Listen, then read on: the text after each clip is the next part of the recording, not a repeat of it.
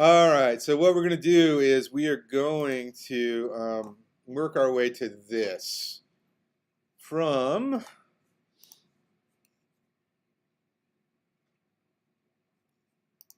that.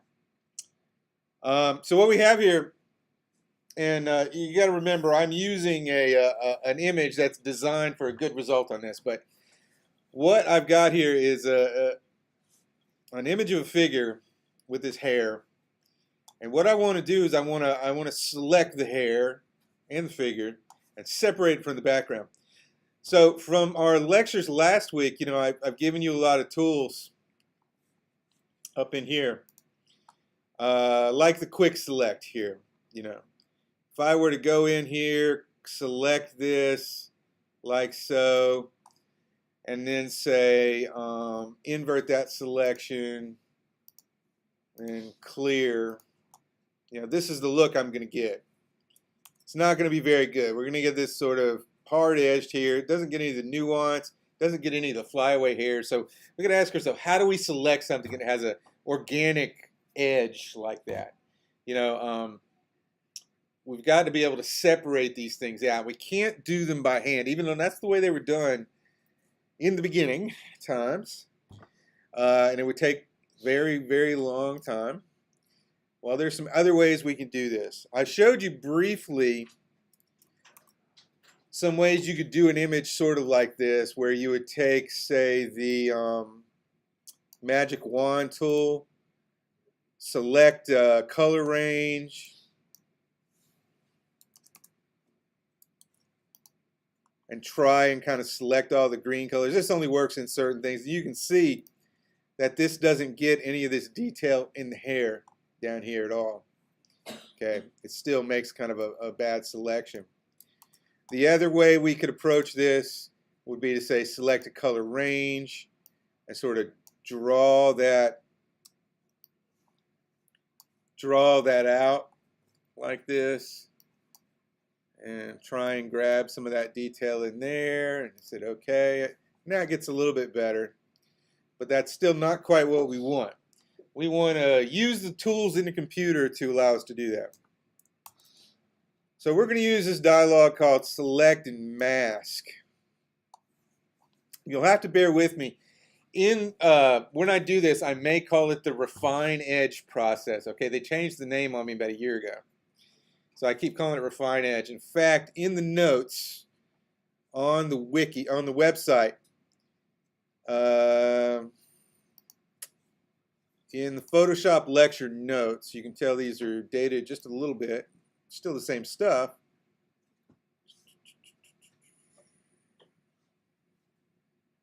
Refine Edge. So right here is the Refine Edge process. Okay, that's select and mask in the thing. If I can remember that, I'll change it. But yeah.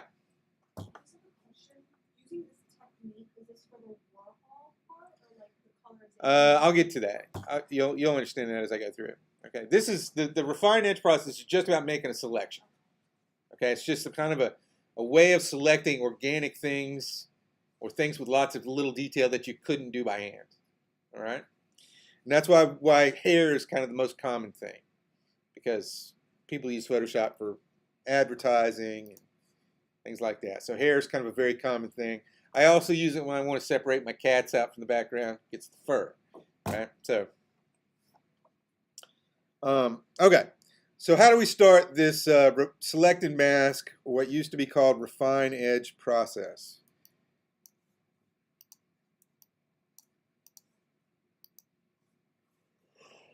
Oh, sorry. Okay. So we make a selection. So I like to just grab my quick select tool, and I like to make a selection around what I want. I'm using this image because it's fast for a demo. Yours are probably going to be a little more complicated. Your selection does not have to be perfect, but generally you want your selection to be inside of what you want. So don't select out here. You can make a fairly loose selection, but don't select outside. Select inside the object you want to save. All right. And then I'm going to go up here. There's a button inside the options bar. As long as I have a selection tool up, There's a button inside the options bar called Select and Mask. And that opens a new dialog. You're going to see over here, it pops a big properties window open on the right. And this is the dialog that we have to go through to do this process. So think about this as kind of opening a new window with a series of steps that you have to go through. Okay, so you notice that our view changed. We have this kind of faded red color here. That's a color that indicates the part that's outside the selection. Right? So you can see here, you see a little bit of the green screen, you see the hair kind of poking into that red space here and here, and the shoulder a little bit. So our selection is on the body here, the head. This is all deselected. Now we can view this in a couple of different ways. Right up here at the top of the dialog is a little view menu. If we go through this, there's lots of ways we can look at it. So remember, we're looking at a color representation of what's selected and what's not selected. That's all we're looking at right now. First, we have an onion skin, which gives us a onion skin is a term from animation where you can kind of see through, like think about it like a piece of tracing paper that's put over the part that's not selected. We have the marching ants, which just shows us our selection, like from the other one. We have the overlay, which is the default. We have on black. Now, right out here is an opacity slider that controls our view. We're not doing anything to the image right now.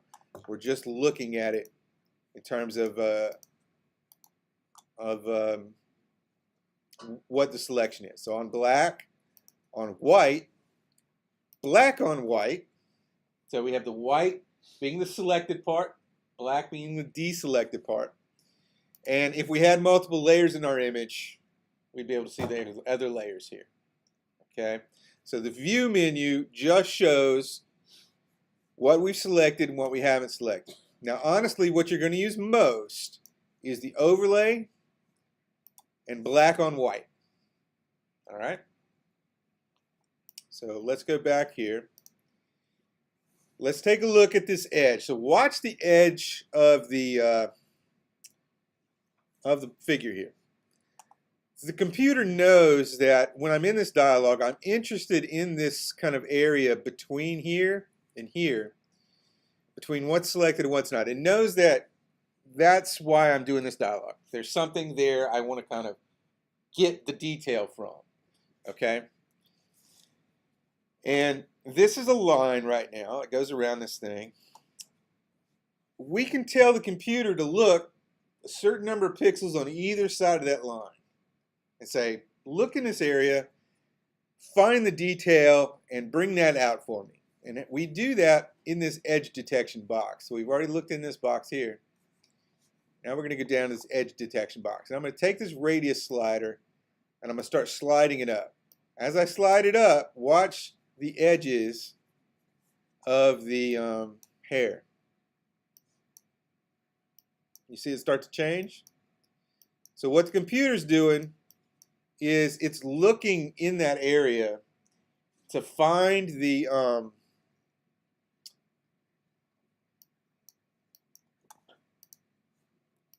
detail. So let's look at it black on white. You'll see it a little bit better. If I go down, you see it's kind of a jaggy line. But if I bump that radius up, you're going to see that it starts to grab some of that detail. Now, for some reason, my show edge button is blacked out. Let me cancel out of this for a second.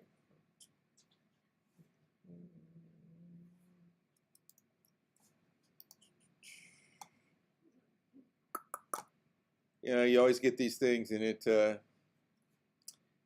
doesn't work. Well, so in the dialog, you'll be able to see that radius for some reason.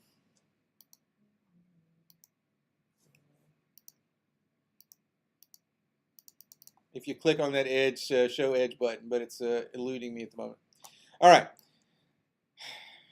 demos. So as we bump that radius up, it gets pretty good. Now, if I go too far with it, it'll start to do some weird stuff. Like you see now that if we look on the black on white one, we've sort of gone too far.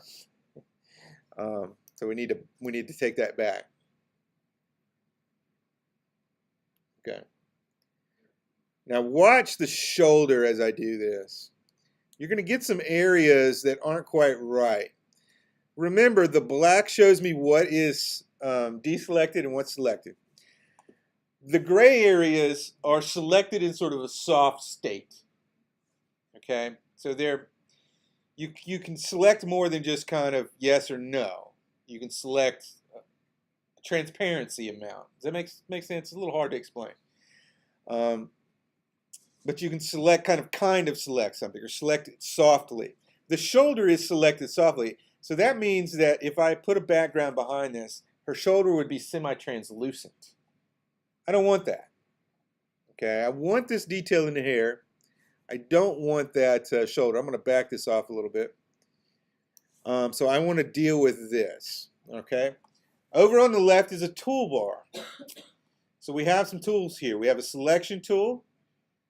We have a edge refine tool, and we have a paintbrush tool. Okay, so what I'm going to do is I'm going to come over here, and I'm going to make sure that is on a plus kind of button there, and I'm going to paint over this. You're going to see that it's going to turn solid white. Okay. Like so. And I need to come out pretty close to the edge there. I could do this with a selection tool, but in this particular image, it works pretty well to do it this way. So now I know that the shoulder isn't going to be translucent there. All right, so I fixed that. Let's go back to our overlay. So that looks a little better there. Now, you'll notice I still have some problems here. If I switch back and forth, I've got some solid selection there, but there is still a bunch of green in that space I haven't dealt with yet. So what I need to do is I need to tell the computer, hey, I want you to look at this area as well. And that is this brush here, the second brush. You can change the size of these brushes too, just like you can in the other dialogues. So I'm going to take this brush and I'm going to brush over these kind of green areas here. Okay. You're going to see it starts to get rid of the of that background. Also, I'm going to make that a little bit smaller, and I'm going to brush out over some of these hair marks out there. Now, if I show this, now it's there. If I show this edge in this button here, you're going to see that I'm telling the computer I want you to look into these areas. I'm not painting it. I'm saying look at this spot. Okay?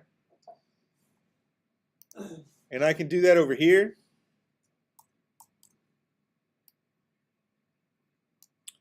A little bit out onto these flyaway hairs here. Now, this works, it works really well. You know, if you have a very complex background though, it might start to grab things in the background. So you still have to go through with some craftsmanship and kind of pick and choose what you're going to look at. Let's take a look at it black on white again. Now we're really getting into a nice selection. So this kind of selection, think about what it looked like when I just drew the line. You would not have this level of detail here. You wouldn't have these hairs here. You wouldn't have these little bits of hair coming off here. These are what give it some nice, nice look. Yeah. So you use the second brush, then you just like painted it around that area that you want to focus on? Yeah, just all you're doing is telling the computer, I need you to look over here as well. Okay. So you just paint. Yeah, because the radius button,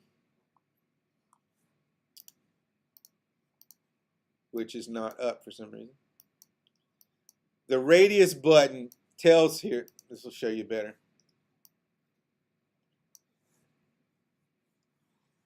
Shows you this is the area the computer's looking at for detail.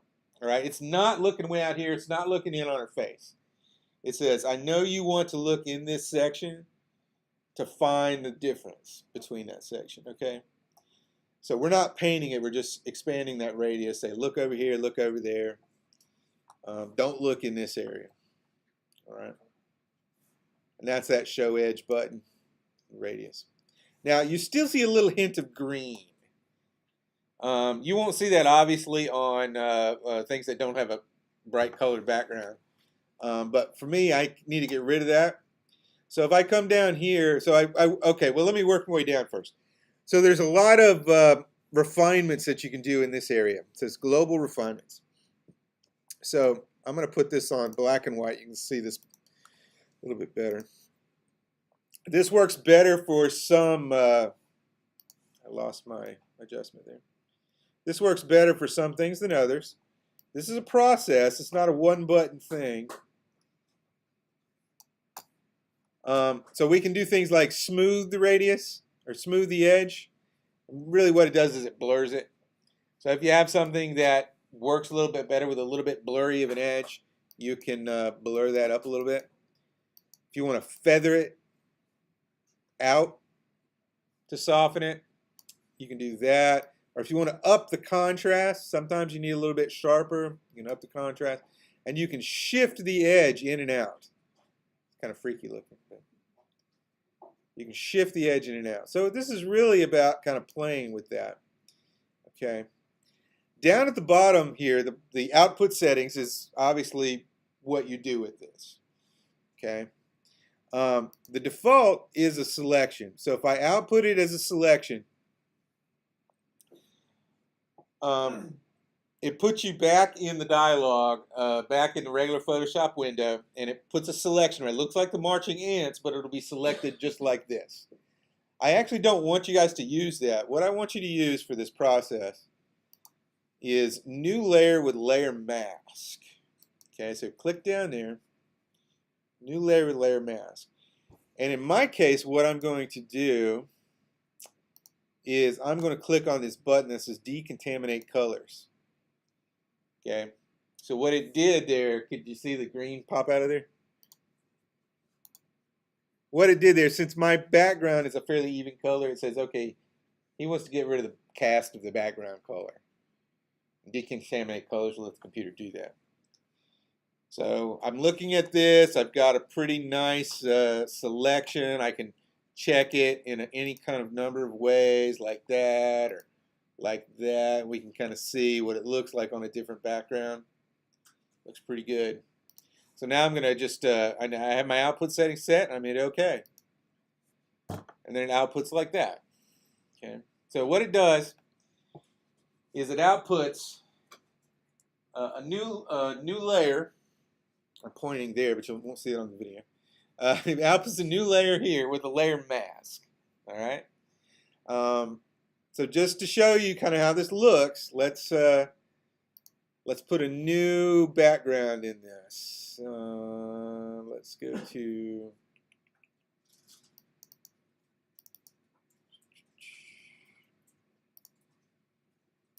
Let's drag that in there. Let's put her on Mars. Then I'm going to drag that underneath. And pretty good. Look, you can see Mars through the openings of the hair there. We have some decent detail around the edge.